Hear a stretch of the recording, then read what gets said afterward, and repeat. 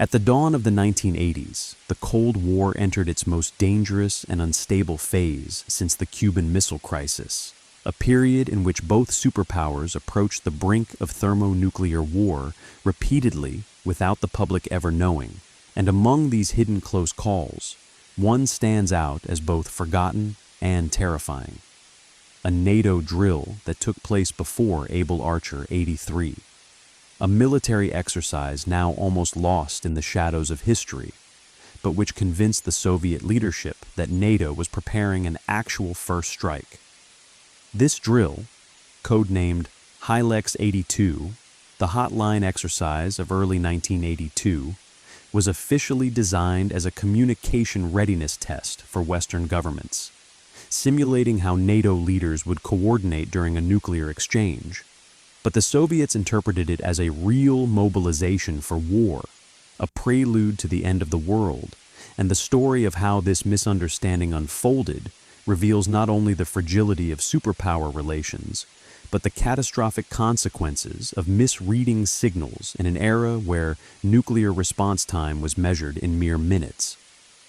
The context of HILEX 82 was shaped by spiraling paranoia, as President Reagan had taken a harder stance against Moscow than any American leader since the 1950s, calling the USSR an evil empire, increasing defense spending at an unprecedented pace, and authorizing the deployment of Pershing II missiles to West Germany. Missiles that could strike Moscow in under 10 minutes, something the Soviet Union viewed not as a defensive move, but an existential threat. At the same time, the Soviet leadership under Yuri Andropov, formerly the head of the KGB, believed the United States intended to launch a surprise nuclear attack disguised as a training drill, a belief shaped by Operation Ryan, an intelligence directive ordering KGB officers worldwide to monitor every sign, no matter how small, of a possible American first strike. And it was within this climate of suspicion that HILEX 82 erupted into a potential Armageddon scenario. The drill began innocently enough, with NATO testing encrypted communications between Brussels, Washington, London, and Bonn, simulating high-level decision-making in the event of escalating tensions with the Soviet Union. But from Moscow's perspective, this was unmistakably the first phase of an actual war plan, because previous American first strike scenarios predicted that NATO would rehearse communications procedures before launching real missiles, meaning that any large-scale coordination exercise was automatically considered a threat. Soviet satellites observed unusual patterns during HILEX 82. Government jets moving to alternate command locations, NATO command bunkers becoming fully staffed, encrypted transmissions increasing tenfold, and military communication channels activating simultaneously, activity far beyond what the Soviets believed a simple exercise should require, triggering alarm bells in the KGB, which began reporting that the United States may be preparing to initiate a decapitation strike.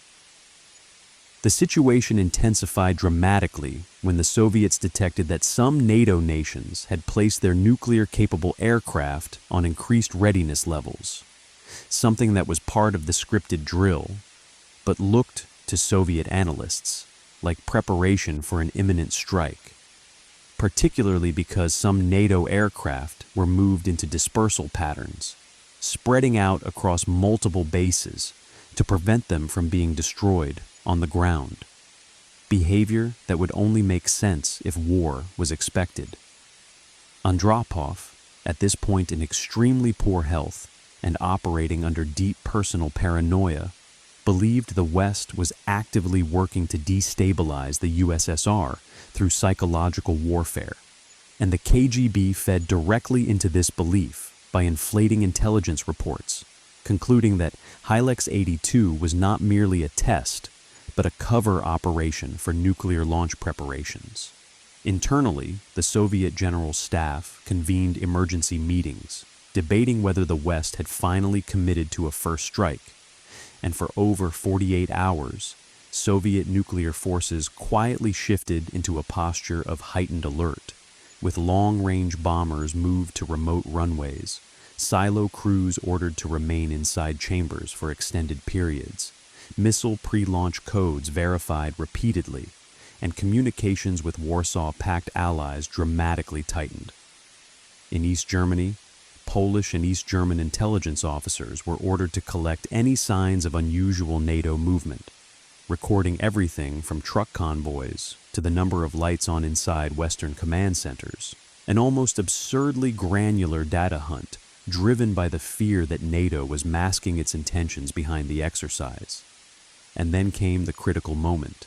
A Soviet early warning post misinterpreted an American airborne command aircraft relocation as a takeoff under wartime protocol, triggering a preliminary alert inside the Kremlin that the United States might be preparing to execute its nuclear strike plan. For several hours, Soviet command considered activating a semi-automatic launch-on-warning posture, meaning that if their early warning radars detected even a hint of missile activity, they would have launched immediately with almost no human intervention, essentially allowing a false alarm, or a misinterpreted training exercise to trigger World War III. And the terrifying reality is that had a single radar glitch occurred during that window, the world might have ended in 1982. Yet, because the West was entirely unaware that the USSR was misreading the drill, NATO continued HILEX 82 as planned, running simulated war messages, emergency relocations of leadership, and joint communication protocols, all of which reinforced the Soviet belief that they were witnessing the beginning of an attack. The irony is that HILEX 82 was intentionally designed to improve crisis communication to prevent nuclear war, yet it nearly triggered the very outcome it was meant to guard against, a cruel paradox of Cold War logic. The crisis finally began to de-escalate when Soviet agents in Europe reported that civilian life in NATO countries remained completely normal. Airports functioning, shopping centers open, no visible mobilization of reserves, and no government broadcasts indicating an emergency, convincing some within the KGB that perhaps the West was not preparing to strike, though Andropov himself remained unconvinced until the exercise ended without incident. After HILEX 82 concluded, the Soviet General Staff quietly rolled back their alert levels, having spent several days convinced that nuclear annihilation was imminent, while NATO had no idea how close they had come to triggering Armageddon. This near disaster was buried in classified Soviet archives and overshadowed by the far more famous Able Archer incident the following year. But in many ways, HILEX 82 laid the psychological groundwork that made Able Archer 83 so dangerous, conditioning the Soviet leadership to expect that one day a NATO exercise would turn into the real thing. As historians later uncovered, HILEX 82 represents one of the purest examples of how fear, not aggression, nearly ended the world. Two superpowers staring at each other through a fog of suspicion, interpreting routine procedures as potential signs of war, and lacking the communication channels necessary to clarify intentions before jumping to catastrophic conclusions. A chilling reminder that during the Cold War, the difference between peace and total extinction often hinged on what one side thought the other was doing, rather than what was actually happening. The shockwaves from HILEX 82 didn't disappear after the exercise ended. Instead, they settled deep into the Soviet psyche, hardening the belief that NATO was testing the waters for a real first strike, and that only constant vigilance stood between the USSR and total annihilation, a belief that transformed Soviet intelligence operations throughout 1982 and 1983, as the KGB expanded Operation Ryan into the most ambitious and paranoid intelligence collection program in Cold War history, ordering officers across 120 countries to track everything from hospital blood reserves to the nighttime lights in Western government buildings, convinced that even the smallest anomaly could signal the beginning of nuclear war.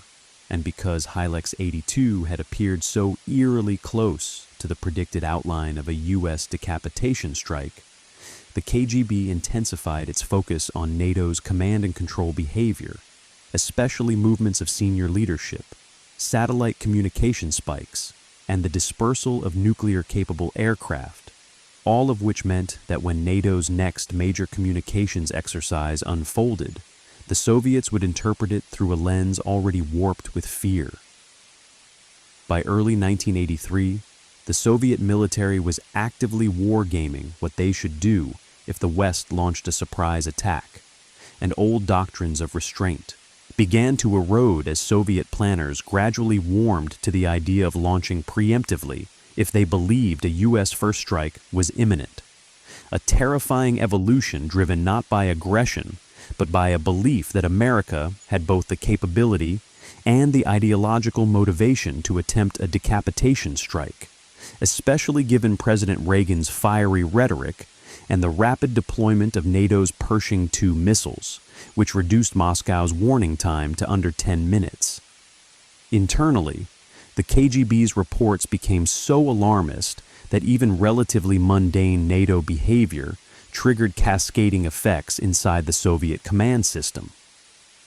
When Western airlines changed flight paths, the KGB filed it as potential evidence of U.S. preparations. When NATO ships maneuvered in the North Sea, analysts claimed the West might be positioning submarines for a strike. When U.S. bases increased fax communication volume, a normal logistical cycle, the Soviets called it a potential countdown. This obsessive surveillance created an environment where misinterpretation had essentially become policy, and because of this, HILEX 82's psychological impact lingered like a ghost, convincing Soviet officers that NATO's exercises were not harmless drills, but potential Trojan horses for Armageddon. Meanwhile, in the West, no one understood the level of Soviet paranoia. U.S. analysts still believed that the USSR would never mistake an exercise for a real attack, because from the Western perspective, such a misinterpretation seemed irrational, an underestimation that nearly doomed both sides. In the months after HILEX 82, NATO carried out several high-frequency communication tests, including a smaller drill focused on encrypted response times, and the Soviet Union flagged every one of them as potential pre-war activity, logging each exercise into their central Ryan system, which aggregated thousands of signals into a grim mosaic of perceived NATO intentions. Then came the worst timing imaginable. The early 1980s saw a cluster of crises that deepened Soviet fears, including Reagan's unveiling of the Strategic Defense Initiative, publicly framed as a missile shield, but perceived by Moscow as a way for the U.S. to launch a first strike while remaining protected from retaliation, and the downing of Korean Airlines flight WWIII in September 1983, an incident the USSR believed was part of an American reconnaissance mission probing Soviet defenses, even though it was actually a tragic navigational error. To the Soviets, each of these events reinforced the idea that the United States was becoming more reckless and more willing to test the boundaries of war, creating a backdrop of suspicion so thick that even small NATO drills looked like ticking bombs. And because HILEX 82 had followed such patterns so closely, the Soviets now used it as a template, analyzing every future NATO drill through its shadow. While NATO regarded HILEX as routine and largely forgotten, the KGB continued, dissecting it for months, comparing its communication patterns to those seen in historical U.S. war plans, concluding that the next time NATO ran a similar drill, it might not be a drill at all, a conclusion that would later nearly ignite World War III during Able Archer, but whose roots were firmly planted in the misunderstood chaos of 1982. During this period, Soviet intelligence officers stationed in Western Europe wrote desperate cables back to Moscow, warning that NATO military elites were behaving in a manner consistent with pre-conflict coordination, citing meetings, conferences, and visits by U.S. military officials. Normal diplomatic procedures that the KGB reinterpreted through the trauma of Hylex 82, transforming routine bureaucracy into signs of an impending apocalypse. This mindset spilled into Soviet military doctrine, which began emphasizing instant readiness and rapid transitional escalation, terms that effectively shortened the chain of command required to approve nuclear use in emergencies, increasing the likelihood that a misunderstanding, perhaps triggered by another NATO drill, could lead to automatic or near-automatic retaliation. Soviet launch crews reported later that during this period, they frequently remained sealed inside underground bunkers for entire weekends, unaware whether the world above them was at peace or on fire, operating in dimly lit rooms, listening to the hum of reactor-powered ventilation systems and the steady ticking of clocks counting down their shifts, all the while wondering if the next alert tone would be the one that ordered them to turn their keys. Across the USSR, strategic bomber crews were told to sleep fully clothed, with boots beside their bunks, because scramble orders could come without warning and would give them only minutes to take off before American missiles might obliterate their bases, a level of tension mirrored in submarine crews patrolling the Arctic Ocean, where Soviet ballistic missile subs were instructed to maintain radio silence so complete that many sailors didn't know major drills were happening at all. They simply waited, isolated in the cold, dark sea, for possible launch authorization.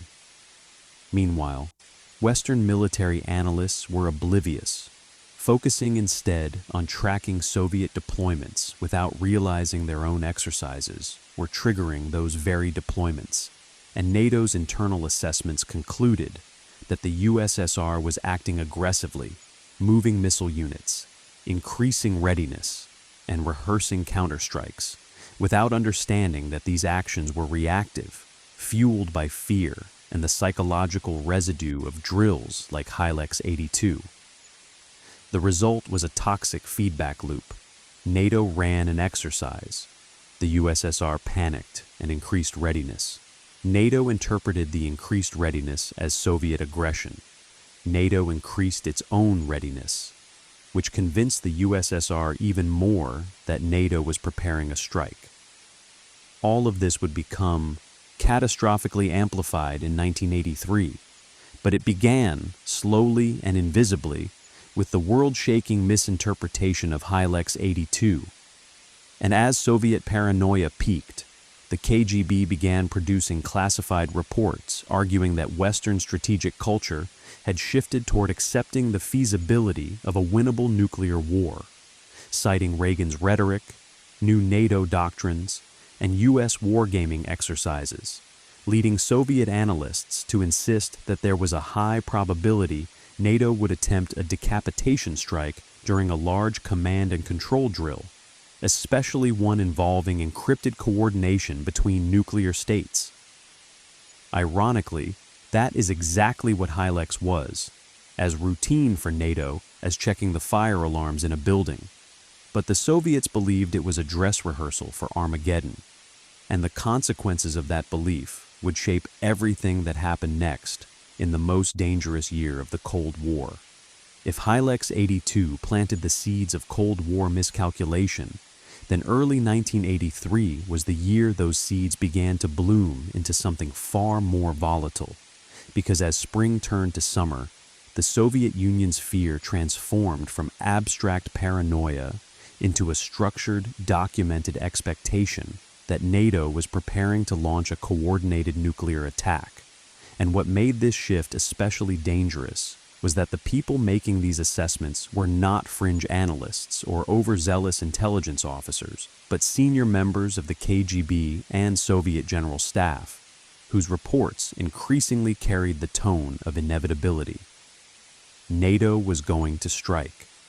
The only question was when, and because Soviet intelligence was trained to interpret Western drills as camouflaged war preparations. The next major NATO event would be seen not as a routine exercise, but as the potential opening chapter of doomsday. At the same time, inside the Kremlin, Yuri Andropov's health was rapidly failing, and his physical deterioration compounded his psychological dread. Those closest to him recalled that Andropov spent hours reading KGB cables and intelligence estimates, sometimes rereading them multiple times, searching for clues, convinced that somewhere in those documents lay evidence that the West was planning a surprise attack. And given that Andropov had risen through the KGB during some of the USSR's most traumatic periods, his worldview was shaped by suspicion, secrecy, and the belief that the United States would exploit any moment of Soviet weakness. This mental framework trickled downward into every layer of Soviet military and political command, creating an atmosphere where officers were rewarded for overestimating threats and punished for underestimating them, which meant that even if analysts privately doubted that NATO would launch a surprise first strike, few dared to express that view because the Kremlin had decided that the threat was real, and dissenting voices were treated as dangerously naive. Meanwhile, U.S. intelligence agencies, CIA, DIA, and NSA, remained almost completely blind to how frightened the Soviets were, because their analysts assumed that the USSR would never mistake a drill for a real attack. Believing Soviet leadership was rational, composed, and confident in its military strength, a catastrophic misreading of the internal decay happening inside the Soviet system, where aging leaders, failing communications networks, and a demoralized military created a perfect storm for misperception. This dynamic became particularly evident in how the Soviets responded to a series of confusing signals in 1983. For example, when the U.S. Navy conducted Fleet X 83-1 in the North Pacific, the largest American naval exercise ever held so close to Soviet territory, U.S. aircraft repeatedly flew routes that simulated attacks on Soviet ports and military installations, not because the U.S. intended to provoke the USSR, but because the Navy wanted to test its ability to penetrate Soviet air defenses. Yet, from Moscow's perspective, these rehearsals looked like dress rehearsals for the real thing, triggering combat alerts and panic inside Far Eastern Soviet command centers. In one incident, U.S. aircraft successfully approached Soviet airspace before being intercepted only seconds away from classified installations, shocking Soviet commanders who could not understand why the U.S. was acting so boldly, not realizing the Americans were simply evaluating weaknesses in Soviet radar coverage. And because these events happened not long after the Hylex 82 panic, the Soviets believed they were seeing the next steps of a staged pre-war buildup.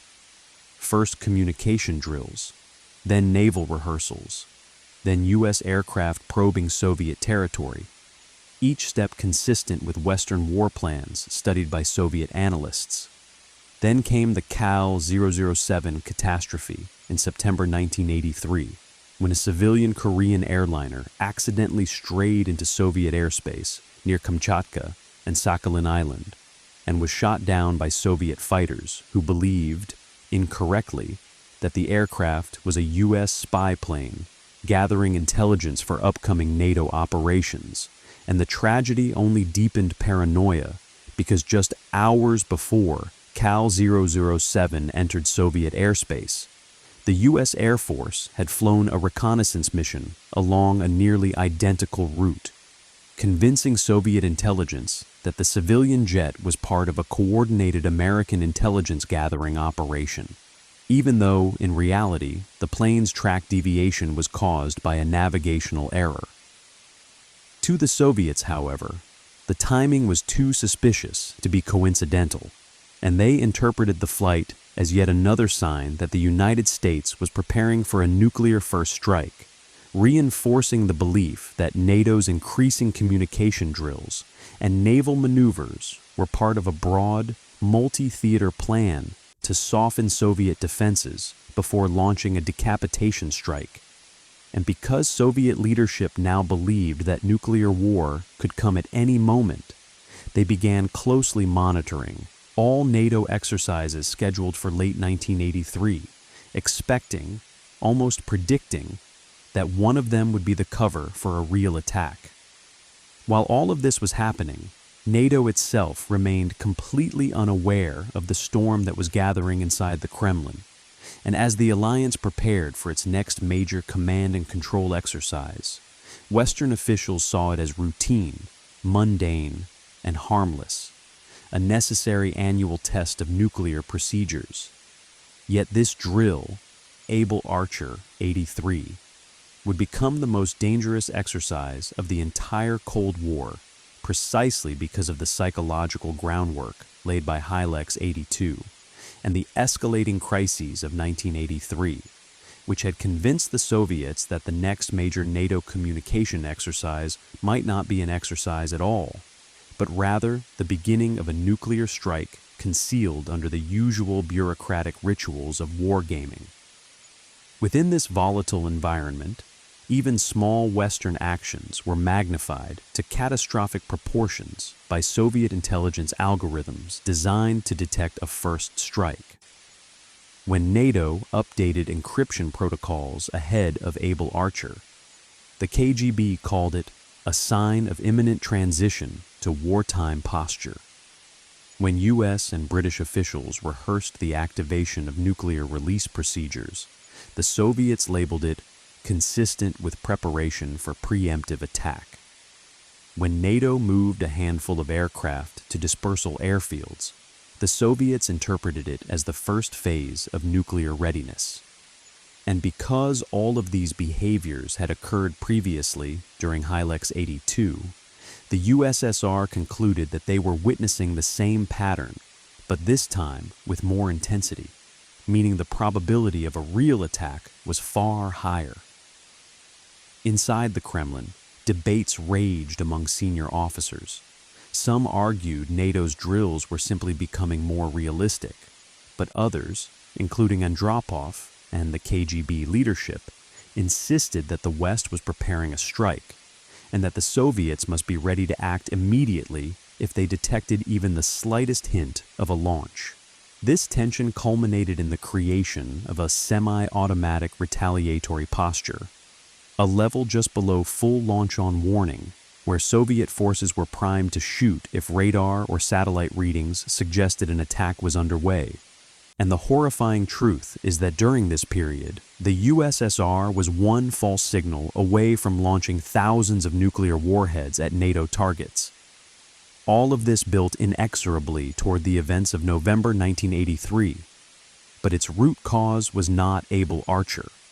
It was the forgotten communications drill of 1982 that taught Soviet leaders to fear NATO's paperwork, protocols, and simulations as camouflage for annihilation. The world would narrowly escape nuclear war in November 1983, but the fuse that led to that moment was lit during HILEX 82, a fuse made of fear, misunderstanding, and the dangerous belief that drills could be disguises for doomsday.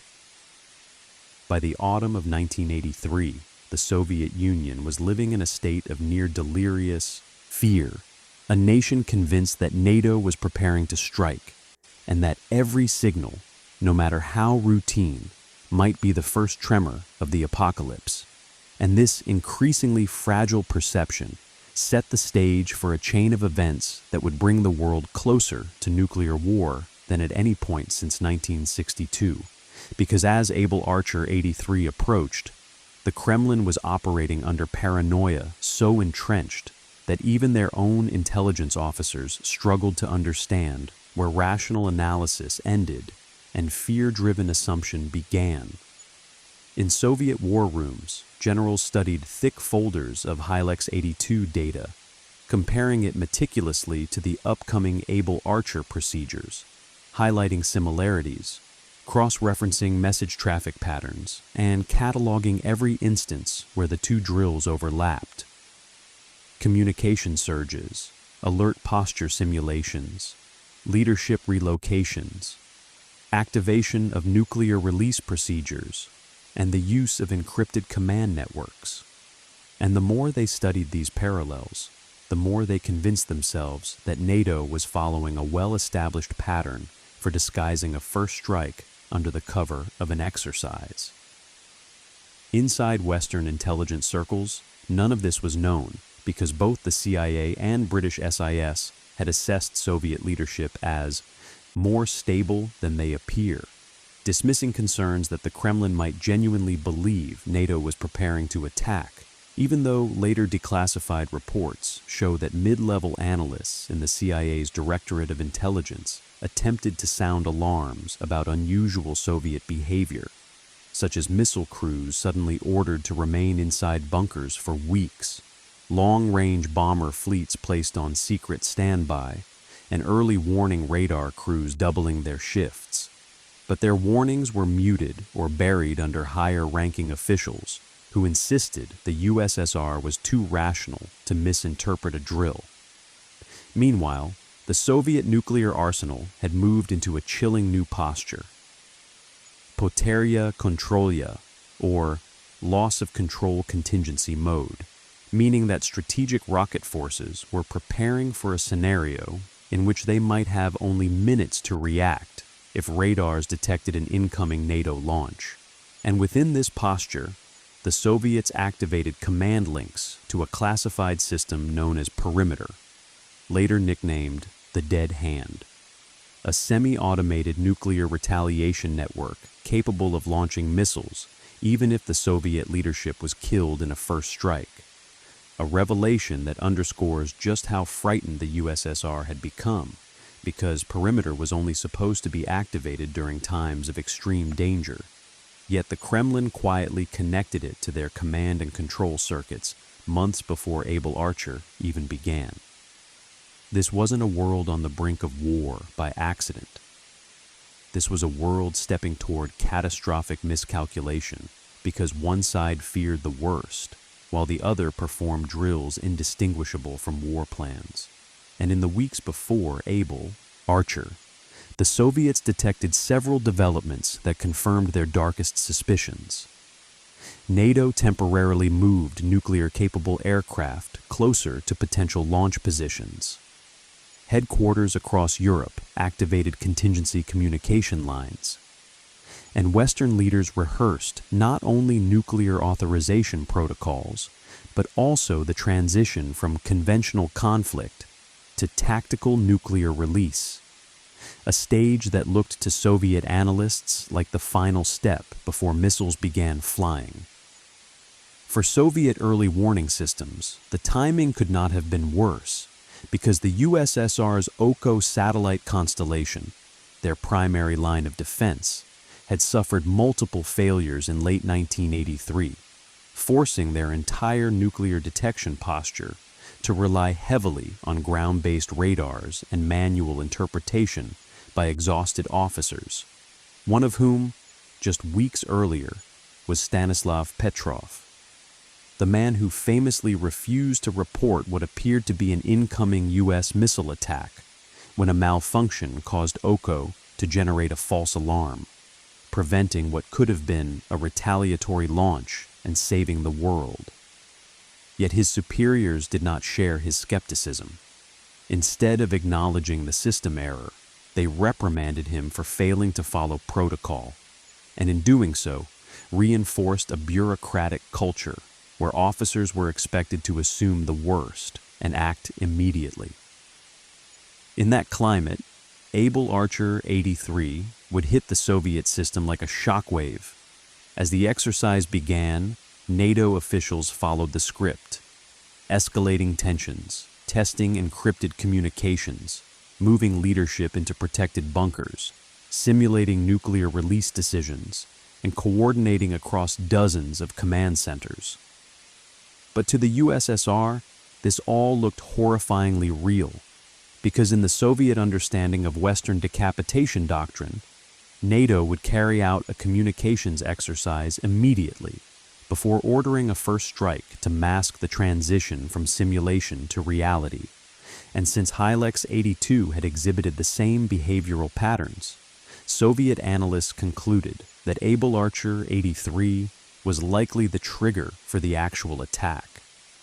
Responding to this perceived threat, Soviet long-range aviation placed several bomber regiments on combat readiness level 1, something that had not happened since the Cuban Missile Crisis, and reconnaissance aircraft were launched to monitor NATO airfields, while missile crews across the USSR were put on silent standby with launch sequences preloaded into their targeting computers, needing only a single authorization code to fire. NATO intelligence noticed some of these Soviet behaviors, such as intercepted radio silence patterns, but misinterpreted them as routine Soviet posturing rather than genuine fear. And as the exercise intensified, so did the Soviet response. Warsaw Pact troops across East Germany and Poland received coded instructions preparing them for possible mobilization, while KGB stations in Western Europe sent increasingly frantic cables, warning that NATO activities are consistent with preemptive nuclear attack protocol, cables that landed directly on Andropov's desk. Suddenly, the USSR was caught in a nightmare scenario, one where their own expectations of a surprise attack collided with an exercise designed to appear as realistic as possible, and the leadership found itself staring into the abyss, unsure whether NATO was rehearsing for war or beginning it. Soviet Politburo minutes later revealed that some members argued they must be ready to launch preemptively if NATO crossed certain thresholds, specifically if NATO forces moved out of dispersal airfields or leadership planes took off under wartime escort. But the scariest detail is this: the Kremlin didn't know those decisions were being simulated. They thought they were happening for real. NATO headquarters in Brussels, meanwhile, was celebrating the realism of Able Archer 83, proud of how effectively the exercise mimicked real wartime procedures, unaware that each realistic detail was interpreted as confirmation of imminent attack by Soviet intelligence algorithms calibrated by HILEX 82's patterns. The world was now one misunderstanding, one misread radar blip, away from nuclear exchange. And the terrifying part is this: everything that happened next would take place without the public ever knowing how close the world came to ending. As Able Archer 83 reached its peak on November 9th, the exercise executed its most realistic and dangerous phase: the simulated transition from conventional conflict to nuclear release, with NATO political leaders role-playing the authorization of first-use tactical nuclear weapons, moving through coded message formats, emergency procedures, and activation protocols that mirrored wartime conditions so closely that, to the Soviet Union's terrified analysts, the difference between simulation and reality became indistinguishable. And inside the USSR's command bunker outside Moscow, a grim atmosphere settled over the Politburo as Andropov received reports that NATO command posts had gone to general alert condition, that coded nuclear release messages were being transmitted, and that American aircraft capable of delivering nuclear bombs were beginning to disperse across European runways, all of which aligned precisely with the KGB's predictions of how a U.S. first strike would unfold. Predictions that were modeled directly on the communication patterns observed during HILEX 82. Within hours, Soviet nuclear forces were placed on a level of readiness not seen since 1962. Missile crews sealed inside silos with blast doors closed, bomber pilots strapped into cockpits with engines on standby, and submarine fleets instructed to maintain absolute radio silence unless they received launch codes, while the KGB issued the chilling directive: any sign of attack must be treated as real. meaning that a single radar glitch, a lone training aircraft deviating off course, or a malfunction in the Soviet early warning network could have triggered an irreversible chain reaction of nuclear retaliation. On the ground in East Germany, Soviet tactical nuclear units were moved to firing positions under cover of night, while mobile missile launchers repositioned into forested zones as if preparing to strike NATO targets across Western Europe. A movement so unusual that the CIA later admitted they had never seen such rapid escalation by Warsaw Pact forces in response to a NATO exercise.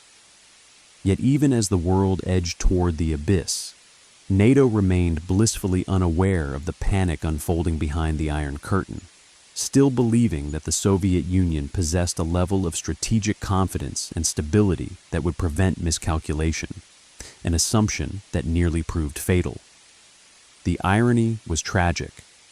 The more realistic NATO made its drill, incorporating lifelike decision-making, encoded messages, and nuclear authorization roles, the more the Soviets became convinced that war was beginning.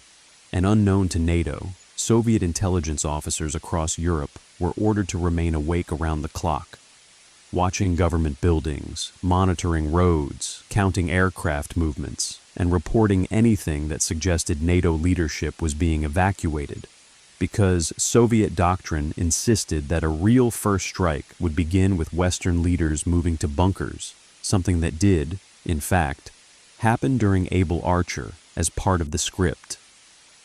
This false confirmation loop created a deadly trap. NATO believed realism improved preparedness, but realism made the Soviets believe NATO was no longer practicing. NATO was preparing. Inside the Kremlin bunker, senior officers debated the unthinkable. Should the USSR launch a preemptive strike before NATO missiles flew? Some argued that waiting meant suicide, given NATO's faster Pershing II missiles. Others hesitated, unwilling to start World War III based on signals that, while terrifying, could still be misinterpreted. That hesitation, however small, saved humanity. And then, suddenly, without warning, Able Archer ended, the exercise complete, the simulated nuclear phase over, NATO returning to routine communications, and within hours the frantic Soviet alerts began to slowly unwind, missile crews receiving permission to stand down, bomber pilots released from their cockpits, submarines allowed to re-establish limited contact with command, though many officers later admitted they believed, until the very last moment, that the exercise had been the camouflage for a real strike. The crisis dissipated as quietly as it had emerged, unnoticed by the world, and it wasn't until years later, through declassified CIA and KGB documents, that historians reconstructed the chilling truth. That during several hours in November 1983, the USSR had genuinely believed NATO was about to launch nuclear war under the guise of an exercise, and had prepared to retaliate with thousands of warheads in response.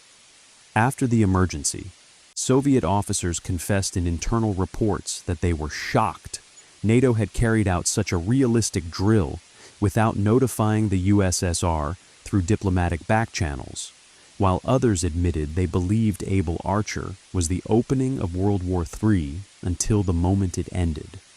Even Western intelligence only realized the true danger months later, when a defector, KGB archivist Oleg Gordievsky, revealed to British intelligence that the Soviets had been prepared to launch in response to Able Archer, operating under a level of fear so deep it had overridden normal strategic logic. Gordievsky's testimony triggered frantic analysis inside the CIA, and a 1984 classified report concluded, to the shock of U.S. leadership, that the Soviet Union's fear had been real, dangerous, and misunderstood, and that the world might have come closer to unintended nuclear war in 1983 than at any other moment except the Cuban Missile Crisis. The report also drew a direct line back to HILEX 82, arguing that the 1982 drill had conditioned Soviet leadership to interpret NATO exercises as potential covers for attack, meaning that the forgotten rehearsal had set in motion an interpretive lens that nearly destroyed the world. The consequences of this realization were immediate and far-reaching. Reagan quietly softened his rhetoric, began pursuing arms control dialogue, and instructed advisors to study how U.S. behavior might be unintentionally provoking Soviet fear, eventually leading to critical diplomatic breakthroughs like the 1987 INF Treaty. Yet the extraordinary truth remains buried beneath Cold War myths, namely, that the world did not survive the early 1980s because of military strength, deterrence theory, or rational statecraft, but because in November 1983, at the very height of nuclear tension, a handful of Soviet officers hesitated long enough to question their assumptions, and because a NATO drill ended before a single malfunction or misinterpretation could trigger automated retaliation. HILEX 82, forgotten, overshadowed, and largely unknown, was the spark that ignited Soviet paranoia and primed Moscow to misread NATO's every move. And the story of that drill is a sobering reminder that during the Cold War, destruction was not prevented by strategy, but by luck, timing, and the thin thread of human doubt that held back fingers from pressing launch keys. And so, hidden beneath the better-known crises of the era, stands this forgotten event, a misinterpreted rehearsal that, had it twisted even slightly differently, would have ended the world not with deliberate aggression, but with the catastrophic consequences of two superpowers trapped inside their own fears, each watching the other through a distorted mirror until the line between exercise and Armageddon blurred almost beyond recognition.